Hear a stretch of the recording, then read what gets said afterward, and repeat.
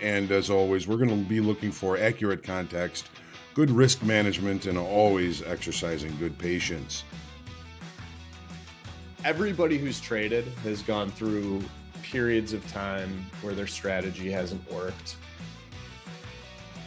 Where if not a hard stop, you should reevaluate the trades you're in based on time. That's what we're here for, is to put ourselves in the best success. A trading routine does that, builds that habit, lets you know what to work on, what to reflect on, and what to improve on the next day.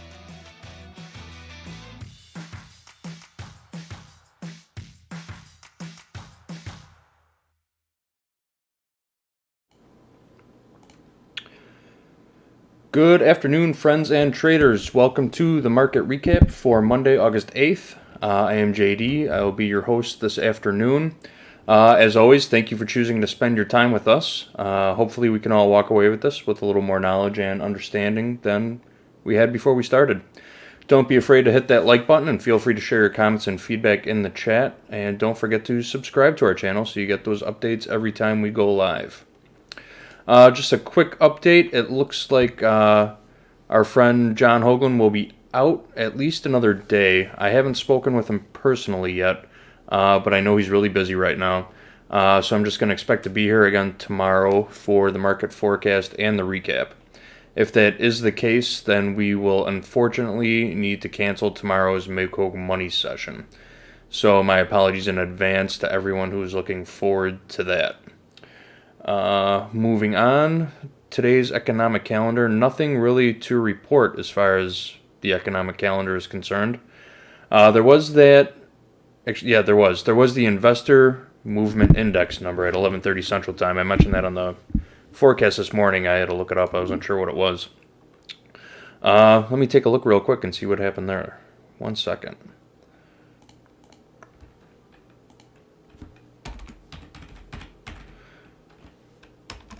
Okay, all right, there it is. So the index dropped to 4.68% in July versus 5.10% versus 5.10 in June, which means, if I'm reading this correctly, that investors reduced their exposure to the market by 8.24% last month, and that data comes from TD Ameritrade. Also, what else is going on? The VIX is currently at 21.64%, is at 2164, up 2.32% on the day.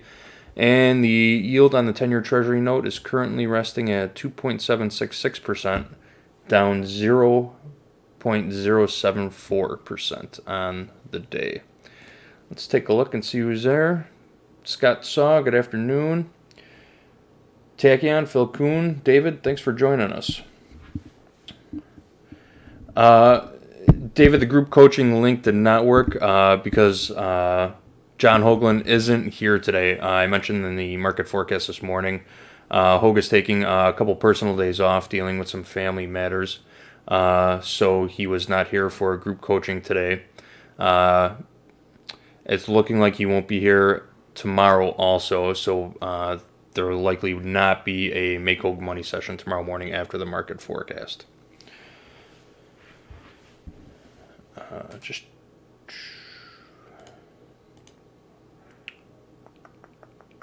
Okay, I hope that answered all your group coaching session questions, pardon me. So what do you say we dive into a couple charts real quick? Let me cue these up.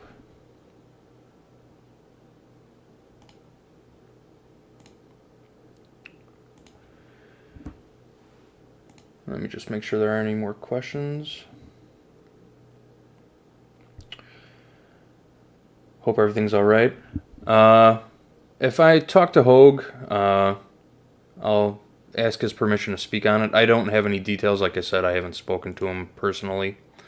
I know that his mother is in poor health, and he's with her right now. That's the extent of my knowledge of it. If I get an update, I will share it with you on the forecast tomorrow, with Hoag's permission, of course. But that's all I know of it for the moment. So let's move on to some charts. Here we have the daily and the S&P 500. So today was a real whipsaw of a trading session. After gapping open to start regular trading hours, we took out last week's highs right on the 8:30 Central Time open. Tested the weekly kickoff high here at 41.75, then did an immediate about face and made a run for the overnight Globex lows. All this happened on pretty light volume too. Looking at this daily chart, I'd say we're still in consolidation for the time being. Here's a better look at it on the 4-hour chart. The market went straight up overnight, straight down during the day session. Tested weekly kickoff high, then burned right through these two short-term moving averages to close out on the lows of the day. Nothing really too exciting to look at there, though. Here we are on a 30-minute chart. So this opening bar on 30-minute probably gave a lot of people a false sense of security. It really turned out to be a classic kind of head fake move. Strong volume with the bar closing above weekly kickoff high. I imagine a lot of traders got long at the top here and then tried to buy some dips on the way back down too. With the exception of this little pullback here, between 11 and 1, you really didn't have many chances to get in on the move after it started. Looking at the volume profile, it looks like a classic double distribution kind of day, and we did get sort of a, I wouldn't call this a late spike, just a little bit of buying coming in right at the end of the day, right on the close here. Overall, I would say this market is moving sideways right now. After testing weekly kickoff high, traded back inside value from Friday. Momentum is still pointing higher, and I think there are still a lot of stops to run on the upside. So that is going to be what I am looking at mostly in this market for the rest of the week. Let's take a peek at the crude oil.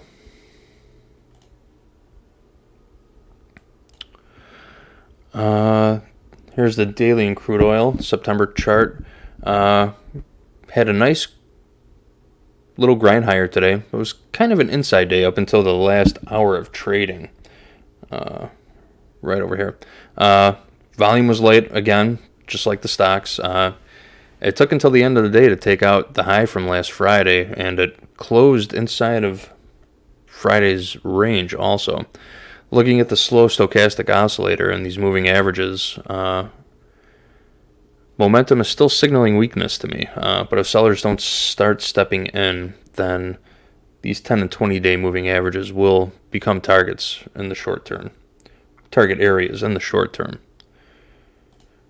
On the 4-hour chart, here's a little close-up. Still technically trading sideways, I want to say, over the last several sessions. But it did close above this 20-day moving average today, which has been holding a sort of a rejection line since the beginning of the month going back here. The lack of volume is also something to note. The further sideways this market moves, the more volume dries up. So that is something I'm paying attention to.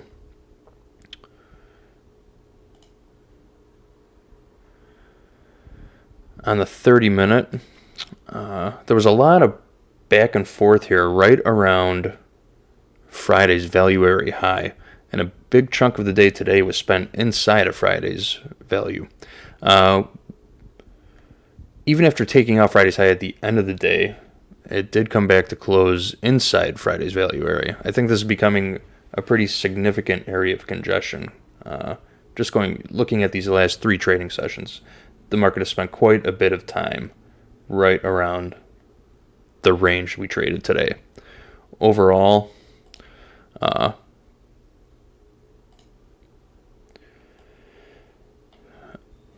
it looks like momentum is still pointing lower, looking at the 50, 20, and 10-day moving averages and the slow stochastic oscillator down here. Momentum is still pointing lower to me, but we're having trouble getting through these lows from mid-February back here. We tested them today and kind of bounced right off of them. I don't think targeting the 10-day moving average before continuing lower is too far out of the realm of possibility right now. But after a little bit of strength today, maybe we'll see some follow through tomorrow. Maybe we'll get a test of this 10-day moving average. over to the NASDAQ. So very similar profile or scenario play out here that we saw in the ES today. Just a couple slight differences. The NASDAQ also popped on the 8:30 Central Time open to take out the overnight Globex high, but it couldn't quite make its way up to test above weekly kickoff high at this 13,428 level. After putting in this new high, it made a run lower, took out the overnight Globex low, and then closed just off the low day, very similar to what the ES did.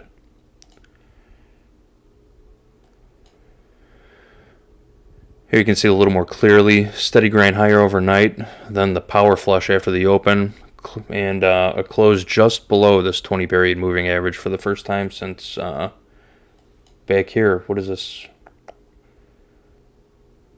July 26th. Hasn't closed below the 20-period moving average since, I should say, July 27th. Apologies there. On to the 30-minute. Let's see if I could widen this out a bit. So look at this. Head fake after head fake to start the day. There was this dip and rip that started. If you were here for the forecast, we kind of watched this little dip happen before the 8:30 Central Time bell. It was a dip to stir the pot, the rip to lure in some weak longs, then the big dump here to wipe everyone out. No doubt anyone who got caught long at the top probably tried buying it again on the way down and just got run right over. We did see a little consolidation inside of Friday's value area here. And then eventually to move on to make a new low of the day and then close back inside above Friday's point of control inside of Friday's value. Overall, there's not much volume being traded right now. All the markets were pretty thin today, and when big money is sitting on the sidelines, the bots are in there just picking off the little guys left and right. I got a feeling that's what happened today. Watch out for something similar to happen again tomorrow. This market is choppy right now. Lastly, we're going to take a look at gold. So here is our daily chart of the December contract. Here we are still kissing the 50-day moving average. Prices never broke out of Friday's range really. So it was basically an inside day, and volume was significantly lighter than we've been seeing. The shorter term moving average are starting to converge on the 50-day moving average. So we might, in the short term, be in for just a little more consolidation going forward this week. Here's our 4 hour. Here you can see a bit of a move to the upside, nothing big. Volume was light. Price is still hovering above weekly kickoff high, and this trend line that we drew earlier this morning is still intact.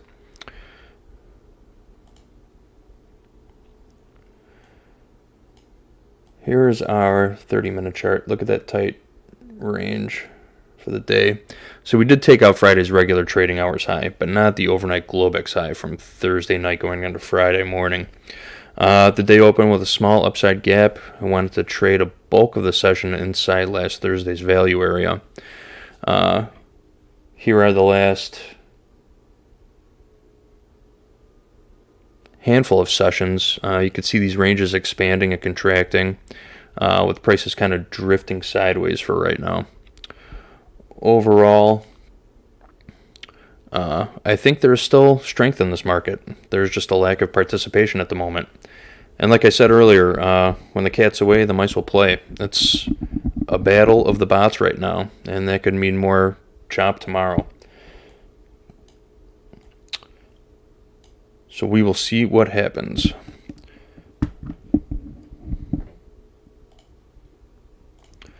All right, I'm going to cut back over to the chat and see if there are any questions coming in.